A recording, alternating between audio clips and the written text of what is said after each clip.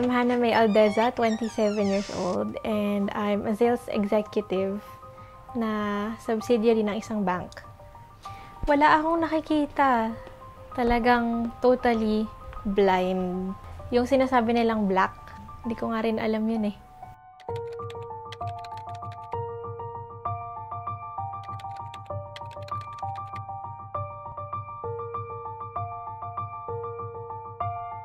Blind na ako since birth.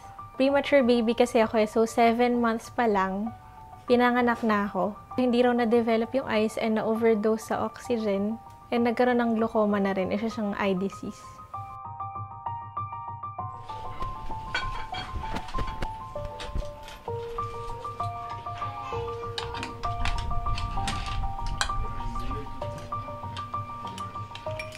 Kaya ng kaya, maliliit na tayo. Tagal mo kasi maligo eh.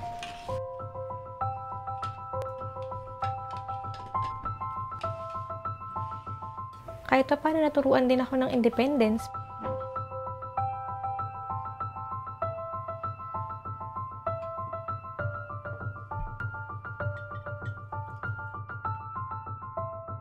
Naiisip ko na sana makakita naman ako.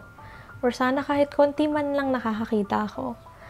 Pero, nung lumalaki ako, hindi ko naiisip na yung mga bagay na bakit ako pa eh. Kasi, nasanay na ako. Ganito na talaga ako eh. Mga bata, merong mga nagtutukso sa labas kasi hindi naman may iwasan yun eh. Siyempre masakit.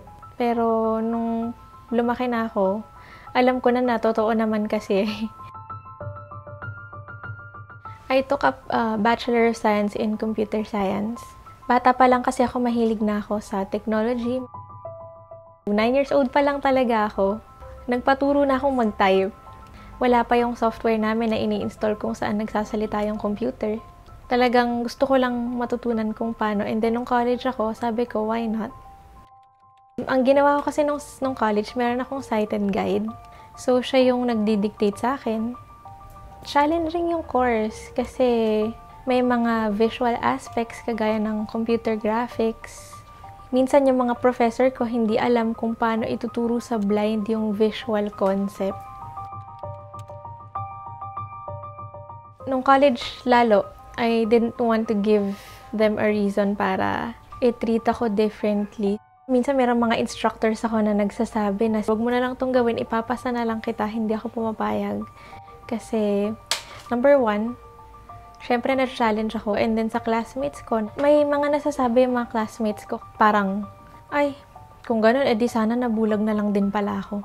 Kapag nakakarinig ako ng ganun, lalo ko namang ipinapakita sa kanila na hindi naman kailangan yung ganung mentality eh. College pa lang talaga ako, nag-work na ako.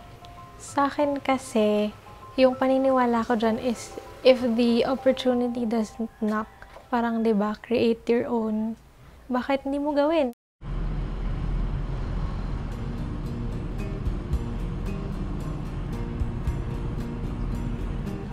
Good morning! Okay, time in na.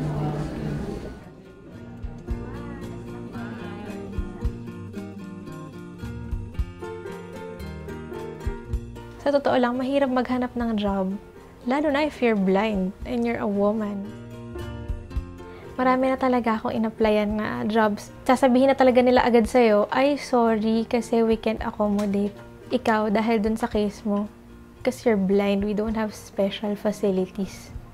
Ang kailangan ko lang chance. And then, a computer, noong mga panahon na yun wala, sabi ko hindi na talaga siguro ako magkaka-job.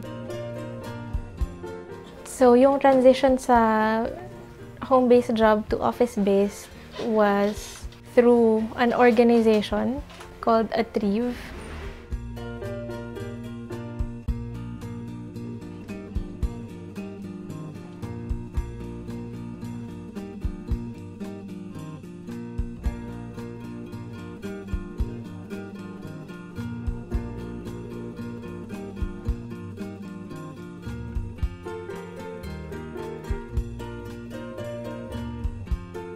May tumawag naman sa akin yung isang member ng isang organization na sinabi sa akin, meron daw call center training. So, ako naman, wow, something new ulit.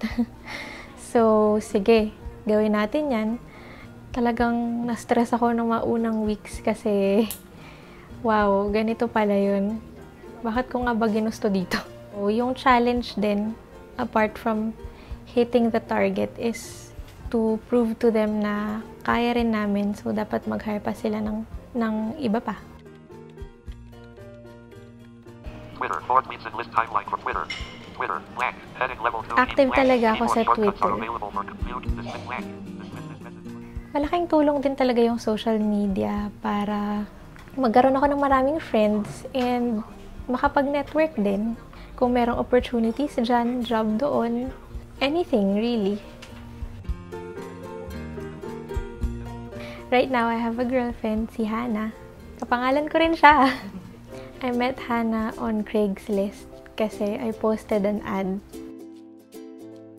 I want to meet a girl who knows how it is to be attracted with another woman.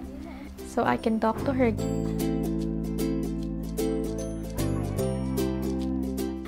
Very different yung relationship ko now that I'm with a sighted person.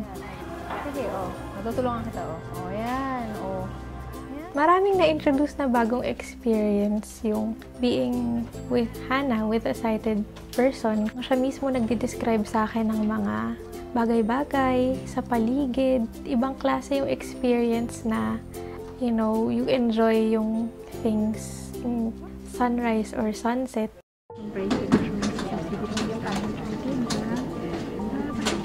Talagang I want to be an independent blind woman. Kasi hindi naman habang buhay nandyan yung family ko, yung parents ko, I accept that. And gusto ko pagdating ng time, ako na rin yung nagta-travel mag-isa. Ako na rin yung nagluluto ng sarili kong food. Ako yung namumuhay ng mag-isa. Kung ano kaya yung kaya kong gawin para makatulong din sa mga fellow blind people dito sa Philippines. Gusto ko sana na magkaroon ng independent living training center for blind people na affordable naman or transport service for blind people. I challenge myself to be more excellent, to be different kasi ayoko ng labels na ganun. Pag blind ka, teacher ka.